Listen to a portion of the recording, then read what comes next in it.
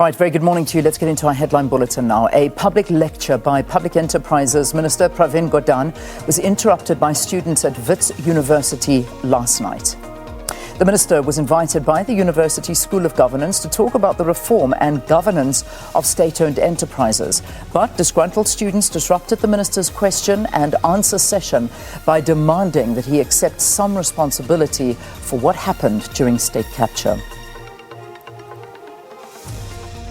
Focus on policy discussions will preoccupy the resumption of the ANC's 14th Gauteng conference.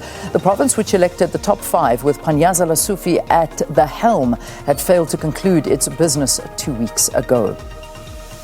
The hotly contested conference was marred by delays, bogus delegates, a court interdict and quarantine votes.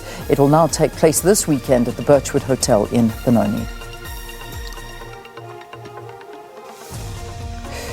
Scandal-ridden Boris Johnson announced on Thursday, that was yesterday, that he would quit as British Prime Minister after he dramatically lost the support of his ministers and most conservative lawmakers, but said he would stay on until his successor was chosen. Photographs released on Downing Street's official Flickr account show him speaking to Cabinet ahead of his resignation statement and embracing a wife, Carrie, afterwards.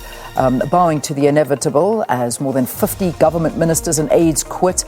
An isolated and powerless Johnson said it was clear his party wanted someone else in charge, but that his forced departure was eccentric and the result of herd instinct in Parliament.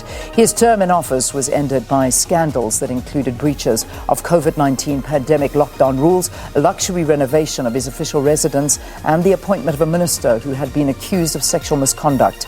The Conservatives will now have to elect a new leader, a process which could take weeks or months, with details to be announced next week.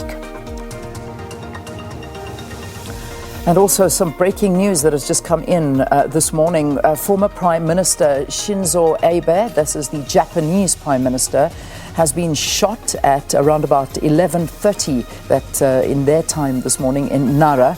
One man, believed to be the shooter, has been taken into custody. We certainly will be talking more about this. There is, of course, a press conference that's going to be happening, an emergency news briefing talking at the Prime Minister's office. They're saying that Abe's condition is not currently known. They are checking the situation and will give an update soon. Authorities have arrested one man who appeared to have shot Abe, who is 67 years old. He was shot in the back. Developing story.